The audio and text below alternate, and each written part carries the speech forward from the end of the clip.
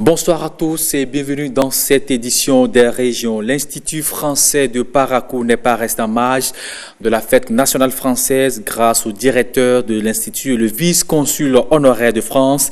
Cette célébration du 14 juillet a eu lieu ce dimanche soir avec l'animation du 25e escadron de musique du camp Serokwera de Parakou. Voici les images commentées par Ona Robinson et Olviga Messan. 14 juillet, également célébré à Parakou.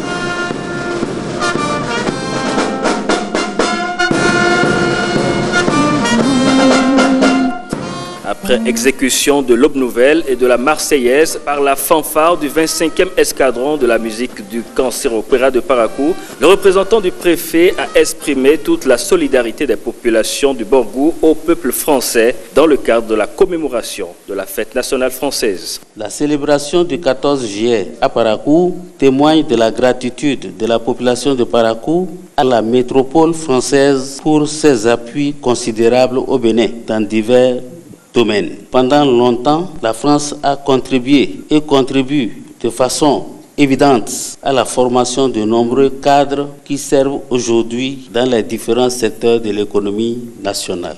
Dans un discours bilan projeté pour l'occasion, Véronique Brumeau, ambassadrice de la France près le Bénin, évoque la consolidation des relations d'amitié entre le Bénin et la France. Elle y déroule la quintessence des innombrables projets qui illustrent le dynamisme de la coopération historique et continue entre les deux peuples. En janvier dernier, d'ailleurs, je me suis rendue à Parakou avec le conseiller de coopération et d'action culturelle et j'ai pu mesurer les avancées de nos projets menés dans le cadre de cette coopération. J'ai pu également rencontrer nos dynamiques compatriotes qui y concourent. L'Agence française de développement a contribué au renforcement des plateaux techniques de 11 hôpitaux dans la Liborie et le Borgou, dont le centre hospitalier départemental et l'hôpital Boko de Parakou. Elle a aussi contribué à la formation de plus de 100 personnels de santé pour une meilleure prise en charge des soins obstétricaux néonataux d'urgence. 140 salles de classe ont été construites et équipées dans le département de la Takora et de la Donga et 140 le seront encore dans les départements de la Liborie et du Borgou à partir d'octobre de cette année. L'action de la France sur le département du Borgou et environ se poursuit avec les appuis de l'Agence française de développement aux régions du Nord Bénin à travers notamment un meilleur accès à l'électrification rurale, à la santé et à l'agriculture. On note également l'accompagnement d'un projet d'appui à la transition agroécologique dans les zones cotonnières, le projet Campus France, le projet social PISCA et la coopération décentralisée avec Orléans. Parakou pour vous dire de nouveaux bureaux installés à Tanguay Iroko Toastmaster Club de Parakou pour l'exercice de la mandature 2019-2020. La cérémonie de passation de charge a eu lieu dans un hôtel de la cité des Kobourou en présence de plusieurs membres des clubs et des invités. Compte rendu signé Shamsid Baguirich et Olviga Messan. Isiakou Koma et Melias Abdou Bouraïman sont les nouveaux présidents de Tanguay et Iroko Toastmaster Club de Parakou.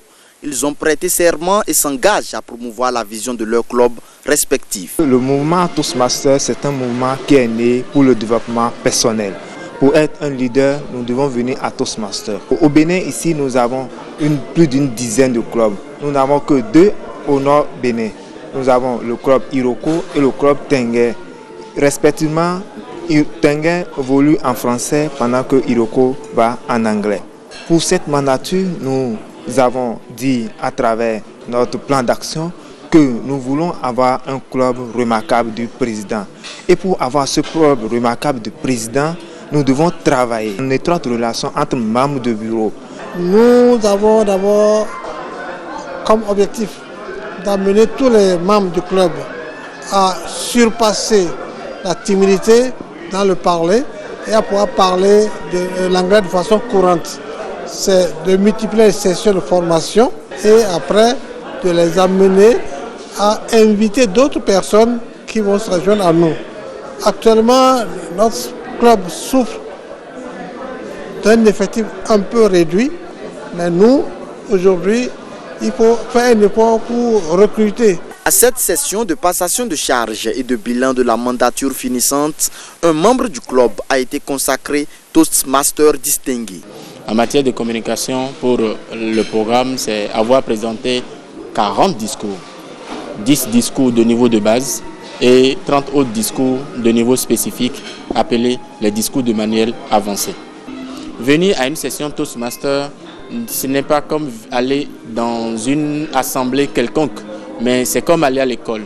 Aller à l'école de la prise de parole en public, aller à l'école de l'écoute, aller à l'école de la gestion du temps et aller à l'école du leadership. Séance d'improvisation et d'évaluation, remise de certificats de reconnaissance à certains anciens membres et intronisation de 2 nouveaux adhérents au club ont marqué également la cérémonie. On revient ici à Cotonou pour vous dire que l'orphelinat, le refuge, déborde d'une fois de plus de joie et d'allégresse entre les festivités de fin d'année scolaire des élèves de cet orphelinat et les 20 ans de célébration de service presbytérien de Roger Mégy. L'euphorie était à son comble. Plus de précisions avec Rebecca Dinakou et Petronile Lokoso. Offrir aux enfants défavorisés un lieu adéquat pour grandir et s'instruire. C'est la mission que se sont donnés les responsables de l'orphelinat Claudio Migneko, Sisak Betagbo, dans la commune d'Agassa-Godomain. Pour les festivités marquant la fin de l'année scolaire 2018-2019, une messe d'action de grâce a été dite dans les locaux du dit orphelinat. La parole de Dieu nous a parlé des moineaux dont le Seigneur s'occupe. Et le Seigneur, se tournant vers l'homme, dit à l'homme, je m'occupe même de tes cheveux. J'en connais le nombre. Quel que soit ce que nous sommes, Dieu est avec nous. Et sans cesse, Dieu nous envoie sa grâce. C'est une grâce renouvelée. Ainsi démontre le taux de réussite obtenu une fois de plus cette année. 100% d'admis au CEP et au baccalauréat. Une prouesse. Ce beau travail, mon cher Père, que vous faites ici, je vous en félicite. Et je crois que l'archevêque de Cotonou ne dira pas autre chose que de vous féliciter pour ce que vous faites pour ces enfants. Et pour meubler ces festivités, les moineaux du centre ont démontré de nouveau leur talent à travers chants et danses. 2 événements en un, l'occasion a été propice pour célébrer les 20 ans de service du prêtre Roger Mégy depuis sa consécration à Dieu. Le prêtre, il devient ce que le Seigneur veut. Donc chacun est appelé, mais à la suite de Saint Jean-Eudes, travailler pour la miséricorde, c'est quelque chose d'extrêmement important pour nous. Et si lui travaille ici pour l'orphelinat, c'est encore la miséricorde de Dieu qui agit. Le sacerdoce est bon. Très bon. Très bon parce qu'il y a beaucoup de choix. Très bon aussi parce qu'il y a beaucoup de peines, beaucoup de difficultés. Pas par rapport à Dieu lui-même, mais par rapport aux hommes que nous accompagnons. Et c'est fort heureux de ces événements que les réjouissances prirent fin par la distribution des présents aux méritants. À Porto Novo, on a décidé de former des pépinières d'artistes plasticiens, des spécialistes des danses et des scènes pour la promotion de la culture. Dans le département de Lomé du Plateau, c'est l'objectif du projet Art, Danse, Scène pluriel lancé en fin de semaine écoulée à Porto Novo. Voici le point ici avec Guéma Vianou et Brice Rumba. Quelque part au quartier Ouémé Fusion dans le 4e arrondissement de Porto Novo. Des chorégraphes de tout âge, mais aussi des dramaturges et plasticiens sur scène pour le lancement officiel à Porto Novo du projet Art Danse Scène Pluriel. Une initiative des associations Théâtre d'Afrique et Place au Séno, financée par l'Union européenne à travers le programme Renforcement et Participation de la société civile, le REPASOC. Le REPASOC est convaincu que ce projet qui vise à promouvoir et à développer les arts vivants et visuels dans les 2 départements, les départements de Lomé et du Plateau, contribuera vraiment à faire connaître ces arts-là dans ces 2 départements et constituera au terme de ce projet une zone phare pour la culture béninoise. Et c'est ce que nous vous souhaitons. Les 14 communes des départements de Lomé et du Plateau sont concernées par ce projet. Il va favoriser en effet le développement des arts vivants et visuels dans ces deux départements par la création de groupes artistiques et la diffusion de leurs œuvres. C'est un projet de proximité qui vise à former des jeunes de 16 à 24 ans dans 4 disciplines que sont le théâtre, la danse, la musique et les arts plastiques. Et nous accueillons à l'espace Théâtre d'Afrique que nous dirigeons depuis plus de 5 ans 16 spectacles professionnels créés par des professionnels du métier des départements de Lomé et du Plateau qui seront programmés régulièrement les derniers samedis du mois pendant 16 mois.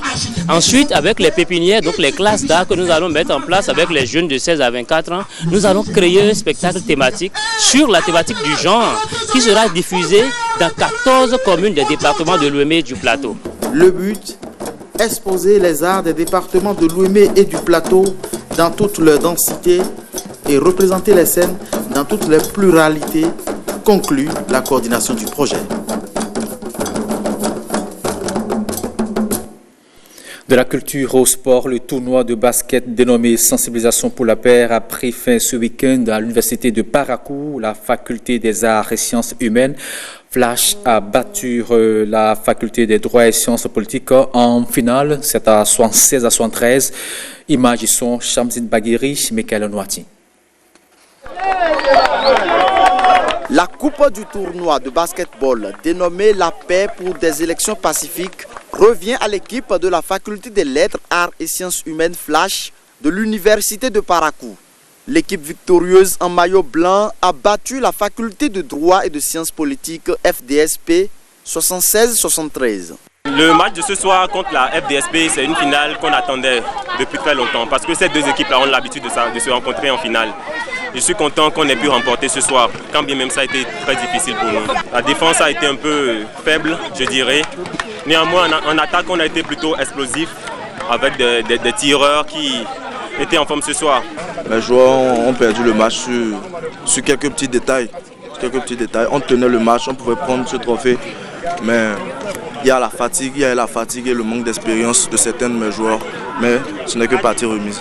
La compétition lancée le 11 avril dernier avec 12 équipes venant des universités publiques et privées s'achève sur une note de satisfaction des organisateurs. Aujourd'hui, on se réjouit de la manière dont la finale s'est passée sans incidence avec notre partenaire, la Maison de la Société Civile. L'idée, c'est toujours financer les activités des étudiants dans le cadre de comportement citoyen, c'est-à-dire œuvrer pour une élite montante respectueuse des choses du bien public et aussi de l'environnement. En dehors des jeux de maillot, trophées et enveloppes financières données aux équipes finalistes, le meilleur scoreur de la compétition, Shadrach Dahassouno de la Flash, repart avec un trophée individuel. Stop et fin pour cette édition des régions retrouvées à 20h. Kouroussa Abdel Katamouas donne rendez-vous à 23h30 pour la grande édition de la nuit. D'ici là, à tout à l'heure.